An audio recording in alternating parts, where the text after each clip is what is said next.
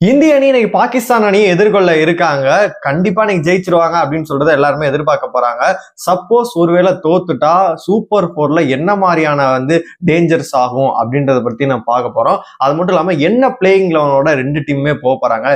பிச்சு வேற பாத்தீங்கன்னா ரொம்பவே ஸ்லோவா இருக்கு. ஸ்லோவா இருந்தாலே பாத்தீங்கன்னா கண்டிப்பா சுழலுக்கு சூப்பராகவே இருக்கும் அப்படின்னு சொல்லிட்டு சூரியகுமார் யாதவே சொல்லியிருக்காரு. எப்படி இருக்க போது எல்லாத்தையுமே நம்ம ஃபுல்லாவே பார்த்துடலாம். ஹாய் மக்களே, நான் உங்க ஷியாம். நிறைய பேர் வீடியோ பாக்குறீங்க, லைக் பண்ணா பாக்குறீங்க. லைக் பண்ணிட்டு பாத்தீங்க அப்படின்னா ரொம்பவே சந்தோஷமா இருக்கும். இந்த வீடியோ பாத்தீங்கன்னா நிறைய பேருக்கு போய் ஷேர் ஆகும். நம்ம வீடியோக்குள்ள போயிடலாம். அதாவது பாகிஸ்தான் கூட விளையாடக்கூடாது அப்படின்னு சொல்லிட்டு பை காட் அப்படின்னு சொல்லிட்டு ஏதோ விஷயங்கள்லாம் ட்விட்டர்ல போயிட்டு இருக்கு. ஒரு சைடு பாத்தீங்கன்னா அவங்களுக்கு நீங்க பதிலடி கொடுக்கணும் அப்படின்ற மாதிரியுமே போயிட்டு இருக்கு. என்னதான் ஒரு சைடு நம்ம பேசிக்கிட்டு இருந்தாலுமே இன்னைக்கு மேட்ச் நடக்க போறது பாத்தீங்கன்னா 200% உறுதி அப்படின்ற மாதிரி உறுதி அப்படின்னே சொல்லலாம். ஃபர்ஸ்ட் மேட்சே யூஏ கூட வேற லெவல்ல விளையாண்டாங்க அப்படின்னு சொல்லலாம். யூஏ எல்லாம் பாத்தீங்கன்னா அப்படியே லெஃப்ட் ஹேண்ட்ல ஹேண்டில் பண்ணிட்டு போயிரும் அப்படின்ற மாதிரி செம்மையாவே பண்ணாங்க. இருந்தாலுமே பேட்டிங் ஃபர்ஸ்ட் எடுத்திருந்திருக்கலாம். என்னப்பா இவங்கள்ட்ட போயிட்டு வாழ்ந்துகிட்டு இருக்கீங்க அப்படின்னு சொல்லிட்டு. ஆனா பாகிஸ்தான் அணி துணிஞ்சு பாத்தீங்கன்னா செம்மையாவே ஓமன் கூட சூப்பராகவே நாங்க பேட்டிங் பண்றோம் அப்படின்னு சொல்லிட்டு பண்ணாங்க. ஆனா நம்மளுக்கே இதுனா பாகிஸ்தானா என்னப்பா 160 தான் அடிக்கிறாங்க, 7 விக்கெட் போகுதப்பா அப்படின்ற மாதிரி இருந்துச்சு. இருந்தாலுமே பாத்தீங்கன்னா அவங்க 50-60 ரன்குள்ள சுருட்டிட்டாங்க. இன்னைக்கு எல்லாருமே ஒரு சைடு என்ன சொல்லிட்டு இருக்காங்க, கண்டிப்பாவே பாத்தீங்கன்னா பாகிஸ்தானை ஜெயிச்சிருவாங்க. ஏன்னா ஹெட் டு ஹெட் பாருங்க, 13 மேட்ச்ல T20ல 10 மேட்ச் இந்தியா ஜெயிச்சிருக்கு, 3 மேட்ச் தான் பாகிஸ்தான் ஜெயிச்சிருக்கு அப்படின்னு சொல்லிட்டு நம்ம சொல்லலாம். இருந்தாலுமே எந்த புத்துக்குள்ள எந்த பாம்பு இருக்குன்னு தெரியாது. என்னமோ ஒண்ணு டமார்னு இது பண்ணிட்டு ஒரு 4-5 விக்கெட் போயிடுச்சு அப்படின்னு சொல்லிட்டு சுருட்டிட்டாங்க அப்படின்னா ஒண்ணுமே பண்ண முடியாது. அதை பத்தி நம்ம பார்க்கலாம். எனக்கு பொறுத்தளவு பாத்தீங்கன்னா பாகிஸ்தான்ல எந்த மாதிரி பிளேயிங் லெவன்ல இருக்க போகுது அப்படின்ற மாதிரி நம்ம ஃபர்ஸ்ட் பார்த்தலாம். அதுக்கப்புறமேட்டு இந்தியாவோட பிளேயிங் லெவன் எப்படி இருக்க போகுது அப்படின்ற பத்தி பார்த்தலாம். யார் ஜெயிக்க வாய்ப்பு இருக்கு அதை பத்தியுமே நம்ம பார்த்தலாம். என்னை பொறுத்த வரைக்கும் ஓமன் கூட ஒரு இது போனாங்க பிளேயிங் லெவன், அதுமே ஸ்பின்னா இருக்கணும், அதிரடி ஆட்டங்களா இருக்கணும், யங்ஸ்டர் எல்லாமே சூப்பரா கலக்கியிருந்தாங்க. பாபர் அசாம் அந்த மாதிரி அனுபவம் வாய்ந்த வீரர்கள் இல்லாட்டி ஒரு சில பேர்கள் இருக்காங்க. அதனால அதே பிளேயிங் லெவனோட தான் இந்த மேட்ச் துபாய் இன்டர்நேஷனல் ஸ்டேடியத்துல ஆடுவாங்க அப்படின்ற மாதிரி தோணுது. நம்மளுக்கு ஐபிஎல் பார்த்தவங்களுக்கு துபாயில பார்த்தவங்க நல்லாவே தெரியும். 3 ஸ்டேடியம் இருக்கு, துபாய், அப்புறமேட்டு ஷார்ஜாலாம் பாலை கொண்டு அடிச்சோம்னா வெளியில கொண்டு ரோட்டுக்கு போய் பறக்கும். இந்த மேட்ச் பாத்தீங்கன்னா துபாய் இன்டர்நேஷனல் ஸ்டேடியத்துல தான் நடக்குது. இன்னொன்று பார்த்தீங்கன்னா அபுதாபி இருக்கும், அப்புறம் ஷார்ஜா. 3 கிரவுண்ட் தான், இல்லதான் மாத்தி நடக்கும் அப்படின்னு சொல்லலாம். பாகிஸ்தான் பிளேயிங் லெவனை பொறுத்தளவு பார்த்தீங்கன்னா ஹார்கான் இருக்காரு, அவர் ஓப்பனிங் பண்ணுவார், நல்லாவே தெரியும். அப்புறம் சைமன் அயூப் இருக்காரு, முகமது ஹாரிஸ் இருக்காரு, அப்புறம் அஹத் சமான் இருக்காரு, அப்புறம் சமான் அலி அவர் தான் கேப்டன் பண்றாரு, செமையாவே பண்ணிட்டு இருக்காருன்னு சொல்லலாம். அப்புறமேட்டு முகமது நவாஸ் இருக்காரு, அப்புறமேட்டு பார்த்தீங்கன்னா அஷ்ரப் இருக்காரு, அப்புறமேட்டு அஃப்ரிடி. அவரோட பவுலிங் பார்த்தீங்கன்னா கிலோமீட்டருக்கு எவ்வளவு வேகத்துல போடுறாரு அப்படின்ற மாதிரி பார்த்தீங்கன்னா நம்மளால சொல்லவே முடியாது. செம்மையாவே பண்ணிடுவார் அப்படின்னே சொல்லலாம். நம்மளுக்கு ஸ்பின் அட்டாக் சூப்பராகவே இருக்கு. அவங்களும் பாத்தீங்கன்னா ஸ்பின் அட்டாக்கோட தான் வருவாங்க அப்படின்னே சொல்லலாம். என்னை பொறுத்தவரைக்கும் ஓமன் கூட நம்ம பார்த்தோம்னா அதே பிளேயிங்கோட தான் வருவாங்க. சப்போஸ் சேஞ்சஸ் இருக்கு அப்படின்னா ஒரு சில சேஞ்சஸ் தான் இருக்கிறதுக்கான வாய்ப்பு இருக்கு. அப்படியே கட் பண்ணோம் இந்திய அணிக்கு நம்ம போனோம் அப்படின்னா ஸ்பின்னு தான் நல்லா இருக்கு அப்படின்னு சொல்லிட்டு பாத்தீங்கன்னா சூரியகுமார் யாதவே சொல்லிட்டாரு. பிச் ரொம்ப ஸ்லோவா இருக்குங்க. ஆல்ரெடி ஒரு மேட்சை பார்த்துட்டாங்க. நல்லா சூரியகுமார் நல்லா கணிச்சிருப்பாரு. என்னப்பா குல்தீப் போட்டு 4 விக்கெட் கிடைக்கிறாரு, வருணுக்கு நல்ல விக்கெட் கிடைக்குது, அப்புறம் என்னப்பா அவங்களே அறிவிச்சிடலாமா அப்படின்ற மாதிரி. இந்த மேட்ச் நம்ம ஹர்ஷ்தீப் சிங் அண்ட் ராணாவை எதிர்பார்க்க முடியுமா அப்படின்னு கேட்டீங்கன்னா கொஞ்சம் கேள்விக்குறியாக தான் இருக்கு. 8 பேட்ஸ்மேன் இருக்காங்க அப்படின்னு சொல்லலாம். அதே பிளேயிங்கோட போனாங்க அப்படின்னா 8 பேட்ஸ்மேன் இருக்காங்க அப்படின்னு சொல்லலாம். ஓப்பனிங்கை பொறுத்தளவு நம்ம Abhishek Sharma and Shubman Gill one down காலத்துக்கு ஏற்ற மாதிரி மாத்திப்பாங்க. பவர் பிளேக்குள்ளே விக்கெட் போயிருச்சு அப்படின்னா நம்ம சூரியகுமார் இறங்கிடுவாப்ல.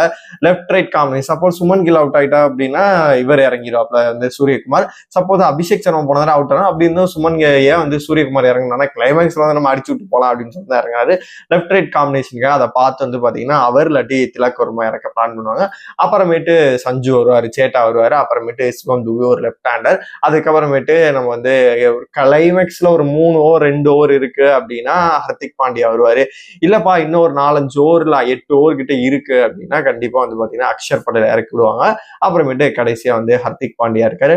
அப்புறமேட்டு பவுலிங் எடுத்துக்கிட்டோம் அப்படின்னா சிவம் துபே நம்ம எதிர்பார்க்கவே இல்லை, வேற லெவல்ல பண்றியா, ஐபிஎல்ல போட்டு உனக்கு கிரிட்டிசிசம் எல்லாம் பண்ணிட்டு இருந்தோம், திட்டிக்கிட்டு இருந்தவையா, நீ என்ன இப்படி ஆரிச்சாமி இப்படி போட்டு பவுல் பண்ற அப்படின்ற மாதிரி பாத்தீங்கன்னா வேற லெவல்ல போட்டு 3 விக்கெட்டுகளையுமே எடுத்திருந்தாரு. அவர், பும்ரா, அவரை கூட்டணி, அப்புறமேட்டு ஹர்திக் பாண்டியாடே பவர் பிளேலே கொடுத்துட்டு இருக்காங்க, எதுக்கு பண்றாங்க அப்படின்னு சொல்லி தெரியல. அப்புறமேட்டு குல்தீப் அண்ட் வருண், இவங்க 2 பேருமே, வருண் அண்ட் குல்தீப் வந்து பாத்தீங்கன்னா நல்ல ஒரு தாக்கத்தையுமே ஏற்படுத்துவாங்க, எந்த ஒரு பிரச்சனையுமே இல்லை, சூப்பராகவே இருக்கும் அப்படின்னே சொல்லலாம். இப்ப இந்த போட்டியில வந்து இந்தியா, நான் சொல்றேன், இந்த மாதிரி பிளேயிங்களோட போனாவே ஜெயிச்சிடலாம். அட்லீஸ்ட் ஒருத்தரை மாத்துறாங்க, இல்லப்பா திலக் வர்மாவையோ இல்லாட்டி சிவம் துபே இல்ல வருணை யாரோ உட்கார வச்சுட்டு ஹர்ஷ்தீப் சிங் இல்ல ராணா உள்ள எடுத்துட்டு வந்தாலுமே எந்த ஒரு பிரச்சனையுமே இல்லை, சூப்பரா தான் பிளேயிங் 11 இருக்கு, டஃப் ஃபைட் கொடுப்பாங்க அப்படின்னே சொல்லலாம்.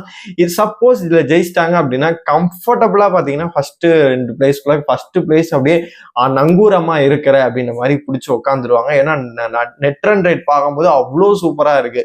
ஏன்னா அவ்வளவு சூப்பரா வந்து பாத்தீங்கன்னா பண்ணியிருக்காங்க அப்படின்னே சொல்லலாம். யுஏஇ கூட விளையாடும் போது அடுத்த மேட்ச் ஓமனோட தான், சொல்லவே தேவையில்ல, ஈஸியா வந்து லெஃப்ட் ஹேண்ட்ல வந்து ஜெயிச்சுட்டு போயிடுவாங்க. இந்த மேட்ச் மட்டும் ஜெயிச்சிட்டாங்கன்னா எந்த ஒரு பிரச்சனையுமே இல்லை, ஃபர்ஸ்ட் பிளேஸ்ல அப்படியே இருப்பாங்க. சூப்பர் 4 போகலாம். சூப்பர் 4ல ஃபர்ஸ்ட் 2 பிளேஸ்ல இருக்கவங்க பாத்தீங்கன்னா ஃபைனல் போயிருவாங்க. அதுல ஒரு 3 போட்டிகள் நடக்கும், அதனால ஈஸியாவே போயிருவாங்க அப்படின்னே சொல்லலாம். சப்போஸ் இந்த போட்டி அவங்க தோத்துட்டாங்க அப்படின்னா பாகிஸ்தானுக்கு வந்து மிகப்பெரிய ஒரு அட்வான்டேஜா இருக்கும் அப்படின்னே சொல்லலாம். ஏன்னா ஃபர்ஸ்ட் 2 பிளேஸ்ல வந்து பாத்தீங்கன்னா பாகிஸ்தான் ஃபர்ஸ்ட் போயிடுவாங்க, இவங்க 2வது பொசிஷன் வருவாங்க. ஓமனை ஜெயிச்சிட்டாங்க அப்படின்னு செகண்ட் பொசிஷன்ல தான் இருப்பாங்க. சூப்பர் 4க்கு வந்து பாகிஸ்தானும் வந்தாங்க அப்படின்னா அங்க எதுவும் ஒரு நடந்துச்சு இல்ல, சூப்பர் 4ல மொத்தம் 3 போட்டிகள் நடக்க இருக்கும், அதுல ஏதாச்சும் ஒண்ணு இதாகி மிஸ் ஆயிட்டு தோத்துட்டாங்களோ என்னமோ ஆயிருச்சு அப்படின்னா அது கொஞ்சம் டேஞ்சராகவே போயிடும். ஏன்னா நான் முன்னாடியே சொல்லியிருந்தேன், ஃபைனல் என்னைய பொறுத்த வரைக்கும் ஆப்கானிஸ்தான் கூட வர வாய்ப்பு இருக்கு அப்படின்ற மாதிரி சொல்லியிருந்தேன். அதனால அது வாய்ப்பு அதிகமாகவே இருக்கு. இப்போ வந்து ஸ்ரீலங்காவும் டஃப் ஃபைட் கொடுக்குறாங்க, பங்களாதேஷும் டஃப் ஃபைட்டா இருக்காங்க. அப்படி இருக்கும்போது நம்ம ஒரு கெஸ்ஸுக்கு எடுத்துப்போமே, இப்போ வந்து ஃபைனலுக்கு வந்து சூப்பர் 4க்கு வந்து பாகிஸ்தான் அண்டு நம்ம இந்தியா, பங்களாதேஷ்ல ஆப்கானிஸ்தான், அப்புறமேட்டு ஸ்ரீலங்கா அவங்கலாம் வந்தாங்க அப்படின்னா இன்னும் கொஞ்சம் வந்து செம்மையா இருக்கும். ஆனா அஸ்வின் ஒரு விஷயத்த வந்து பதிவு பண்ணாரு, அதை நானுமே அக்ரி பண்ணிக்கிறேன். ஏதாச்சும் சவுத் ஆப்பிரிக்கா இல்ல வேற ஏதாச்சும் ஒரு அணியை வந்து உள்ள தூக்கி போடுங்கப்பா, ஏசியன் கப்ல ரொம்பவே டீம்ஸ் எல்லாம் வீக்காவே இருக்கு அப்படின்ற மாதிரி சொல்லியிருந்தாரு. நம்மளுக்கு பார்க்கும்போதே அதான் தோணுது, ஃபர்ஸ்ட் மேட்ச் விளாடும் போதே நம்மளுக்கு வந்து ஈஸியா தெரிஞ்சு பேட்டிங் கூட எடுக்கணுங்க, ஈஸியாவே ஜெயிச்சிருவாங்க அப்படின்ற மாதிரிதான் நம்மளுக்கு தோணுச்சு. ஆனா வந்து அவங்க பவுலிங் எடுத்தாங்க, அதனால வந்து டீமுமே வந்து அந்த அளவு வந்து எல்லா டீமும் வந்து ஸ்ட்ராங்கா இருக்க மாதிரி தெரியல. இன்னுமே இப்ப நம்ம ஒரு எக்ஸாம்பிள் எடுத்துப்போமே, இப்போ வேர்ல்டு கப் நடக்குது அப்படின்னா நம்மளுக்கு எவ்வளவு சுவாரஸ்யமா இருக்கு, இன்னைக்கு போட்டியில ஜெயிப்பாங்களா இல்லையா அப்படின்ற ஒரு டஃப் ஃபைட்டா இருக்கும். இங்கிலாந்து, ஆஸ்திரேலியா, சவுத் ஆப்பிரிக்கா, இந்த மாதிரி பாத்தீங்கன்னா நியூசிலாந்து, எல்லா டீமும் பாத்தீங்கன்னா டஃப் ஃபைட் கொடுப்பாங்க. யாரு கூடடா நம்ம ஜெயிக்க போறோம், யாரு கூட நம்ம தோக்க போறோம் அப்படின்ற ஒரு லெவல்ல இருக்கு. ஏசியன் கப் அப்படிங்கிறதுனால முன்ன இருந்த ஓஜி டீம்ஸ் வந்து பாத்தீங்கன்னா இப்ப அந்த பிளேயர்கள்லாம் வந்து குறையிற மாதிரி இருக்கு.